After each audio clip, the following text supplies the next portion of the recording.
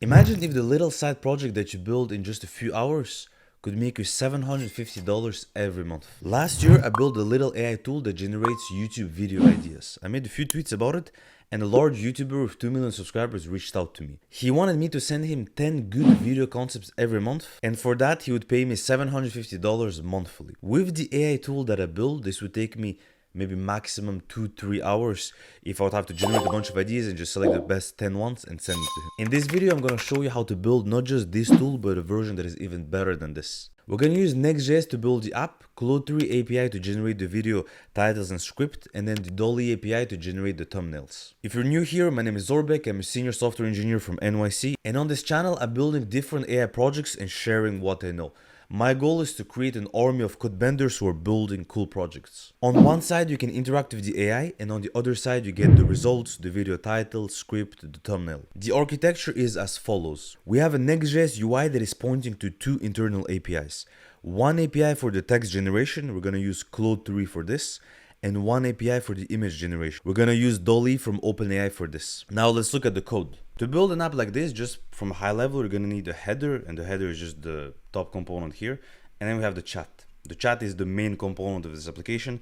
This is what does the interface with the AI, and then what shows the results. So we're gonna open this component right now, and we're gonna look into what's happening here. You see that you have two areas in the return, right? We have the chat wrapper, which is what is the chat interface with the AI. And then we have the preview element, which just shows the thumbnails, title, script, and all of that good stuff. So I'm gonna make the code full screen right now just to explain you better. But basically this is what's happening. In this component, it's pretty simple. We are importing a bunch of different things. We have an input state, which is what the user is typing. And then we have this use chat hook. And the use chat hook is what essentially handles all the logic of this application. You're gonna see it in a minute. It's a very interesting hook. But you see here that it's importing the text response, which is the response from the API. It's what we're going to render in the preview. We have an array of messages, which are all the messages with the AI. We have a handle submit function, which handles the submit whenever user types something. And then we have the typical like loading state and error state. And you see here, if I open this, what's happening is just that we are taking this array of messages, we just map over it, and we show a chat message component, which is basically just a line in the chat app. And then we have the loading state, which is those three dots you're going to see in a minute that just like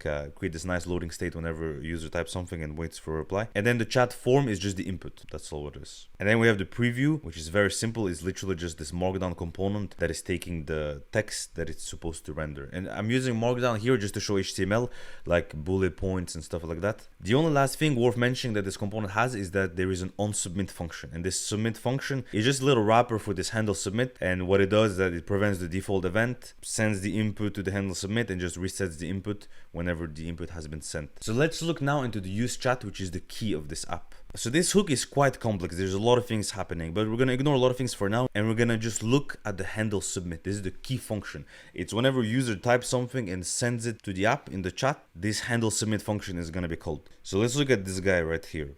So he's just calling a loading, which is natural, right? You set the loading to true, and then when everything finishes, the loading is going to set to false. But the main thing that it's doing is that and the handle submit is calling this function. He's calling his child process chat input. That's basically his son. And process chat input is doing a bunch of different things. You see it right here. He's a very capable son because he actually has also kids of his own. He has 4 children.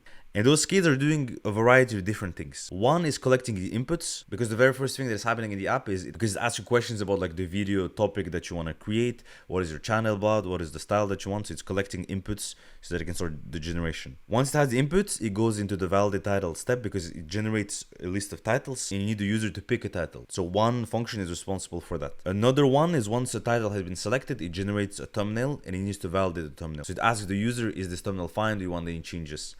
And the last one is once the thumbnail has been validated, it goes into the script, and the script is the last step. So we're going to start with the first kid, which is the handle collecting inputs. And for this one, the thing is that I'm actually not calling the API at all during this step. It's just hard-coded questions that I'm asking, and I'm just trying to collect the inputs. And once I have all the inputs, so it's like 3 questions that I'm asking. So that's when I send it to the API. For this, what I'm going to do is I actually need to hard-code stages for the app. The number one stage is they collect the inputs, and it's going to have an index because I'm going to ask 3 different questions. So I need to be able to increment in that index. And this is the questions that I'm asking. I'm asking one question about the idea. So I'm saying like, what's the idea? What is the video topic that you have in mind? What is your channel about? And what is the style of the video that you want? And then I'm defining an array just to know the order so that it's always this order. It starts with the idea, then it asks the channel, then it asks the style. Once I have this defined, I'm gonna go below in the handler, the handle collecting inputs, and I'm gonna find the current index so that I know where we are in those 3 questions. I'm gonna update a variable we have using the input that the user provided, and I assign it to the correct index. And then what I do is I wanna go to the next question after this. So I increment the index, I wait for a second because I don't want the AI to just reply instantly. I wanna simulate like a real chat engagement. So the AI is gonna wait for a second, and then it's gonna reply with the next question in order. And then it sets the stage to the next step. And so we do this as long as we have questions in the array. Once we don't have questions anymore, so once we have collected all the responses, that's when we're gonna move to the next stage, which is, if I move right here, is the validate titles. So this is what I have to do here, is I have to tell it to move to the next stage, and I have to create a function that is gonna start the generation of the titles. So let's look into this function right here. That's the next son.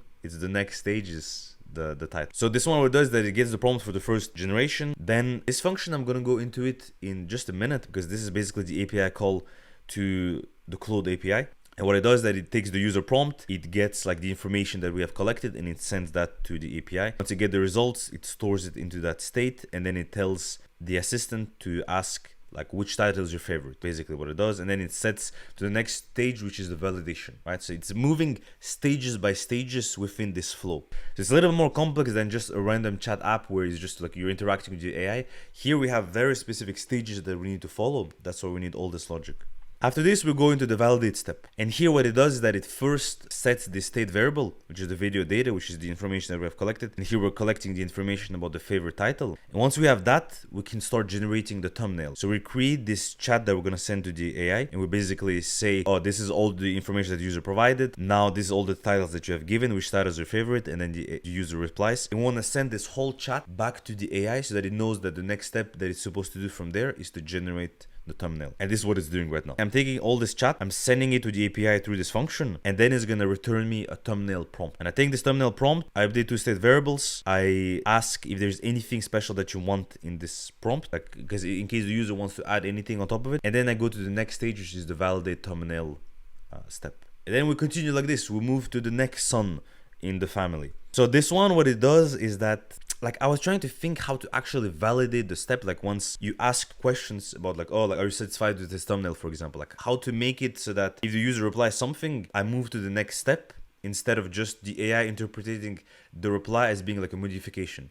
So I basically made it very simple. If the user replies with a yes, or if the reply starts with a yes, this means that they're satisfied and we can move to the next stage. Otherwise, we need to do the validation step over and over again until the user is satisfied. So if the user is satisfied, you'll see that we're gonna move to the next step. But first, I want to look into what happens if the user is not satisfied in the validation thumbnail step. So if the user is not satisfied, we need to generate a new thumbnail, obviously. So what we do is that we get this thumbnail API call and we give the original prompt, and then I say make the following changes, and this is whatever the user has input. This is what we ask as the next change to make. So we do this, then we add a message to the assistant saying is the thumbnail okay. So in the chat you're gonna see a message appearing asking is the thumbnail okay, and then we're gonna replace that in the preview. So the set text response, this is what we're gonna use in the preview, and we just want to show the image inside of the preview now. So this is basically the thumbnail validation step. So you make a call to the API, you generate a thumbnail, you show it, you ask the user, is it fine? And now it's gonna keep repeating this as long as the user says yes. So once the user says yes, that's when we move to the next step, and it's basically just this. So we set the state to validate script, and this is the last step of the app. It is gonna call the validate script function from here. And this function, this is the last son of the family, this is the youngest child, but it's a very important one. So here you see that the logic is pretty similar. It's also like an if. If the reply is a yes, then the script has been validated. Else we need to keep generating the script. And it's a very similar function as the one we had before. You basically have a chat, which is all the information that you provide to the API. It's all the context around like the information that the user has inputted, like the different discussions that there were. And then it's about like the generation step. So we send all that information to the API. The API returns the script, and then we add the script to the preview, and then we add the last message, is the script okay? And now it's gonna keep, like, as long as the user has an input that is different from yes, or that is different from something that starts with a yes, it means that it's gonna keep generating the script. Otherwise, it means that you're finished. and it's all good. So this was like the bulk of all the logic of the app, is just trying to think about all the stages. Now from here, it actually gets a lot simpler. I want to show you guys the API call. So you see that we had get thumbnail and get video text, and it's the API calls that are defined here. It's just two regular fetch calls. Like there's nothing special here. You see that it's just making a fetch call to the API text, and then this one is making a fetch call to the API image, and then it's just providing a prompt each time. That's all what it does. So there's nothing like special at this stage. The special part happens in the actual handlers of the API. So Next.js has those routes that are defined. If you go in the API folder, for example, there is this text API that I have, there's a route. And if I look into what's happening here, is that it's basically importing Entropic, which basically provides us with this client to use Claude in an easy way. I'm just creating an instance of that client with the API key that I have. And then I have this post request handler. And this one basically just gets the prompt messages array from the body, and then it's gonna call the Entropic API, which is Claude in our case. So this is the regular syntax, it's entropic.messages.create, but then we're gonna specify parameters inside of it. I'm using Claude 3 Opus model. It's to this date is the most performant model that they have, and from what I've seen, it actually even outperforms GPT-4 in some benchmarks. So that's interesting. That's why I wanted to try it for this video. You need to specify the maximum amount of tokens for the reply. A system prompt is optional, but I want to show you like what I'm doing actually with the system prompt. And then you specify the messages array. That's like the chat conversation. So the AI knows like what's happening in the chat. What does the user want? The system prompt is where kind of the magic lies and how we're able to do this whole flow. I want to show you what I'm doing. So first I'm specifying a role.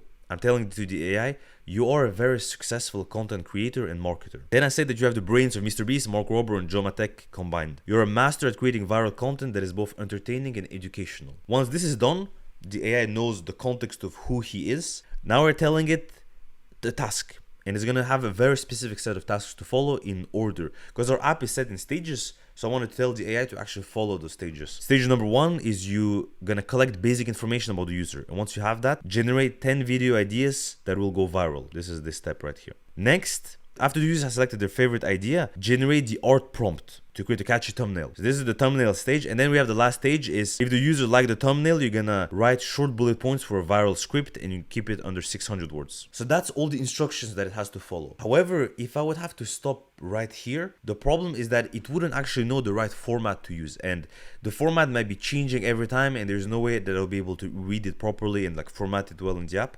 So I'm actually specifying a very specific format that it has to follow. First, I'm telling for the 10 ideas that you're gonna generate, return them in this format, which is an HTML list. Next, for the art prompt, I'm giving this specific format, which is like tags that I've created that I can easily replace in the code once I receive them. And then the last step is to generate the script, and I'm giving this format, which is an H1 for the title, and then it's just like bullet points for the script. That's basically it. Now it's gonna follow this exact format that I've defined. I know then on the client what I'm supposed to receive, and then I can handle that. This is gonna generate the title and the script. The other route that we have is gonna generate the images. And this one is a lot simpler. This is just a dolly call. So you see that the structure is the same.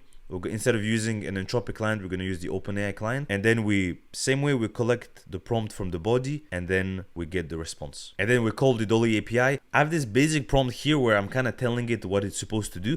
And then the user prompt comes right after. So here I'm just saying like specific style that I wanted that I thought like could work well. And then the user prompt comes here. And that's basically it. So we have an app that can generate a list of video ideas that can allow the user to select the best one, that can generate a thumbnail for that idea, that can allow the user to tweak the thumbnail however they wish. And then they can also get a script and they can tweak the script however they wish again. Codebenders, I hope you enjoyed this. If you want to learn how to build more apps like this one, I recommend you sign up to the Codebender AI Bootcamp where you're going to learn all of that. I'm going to help you build your ideas. We have calls every Saturday. You can get access to calls with me, a private community, a bunch of bonuses, 10 different project ideas. Go to lastcodebender.com/bootcamp to get access to it. Thank you for watching, Codebenders. I have a lot more project ideas that are in the works right now and I'm going to be releasing videos coming soon. But for now, if you want to know about the technology that is making AI developers a lot of money right now, check out this video right here.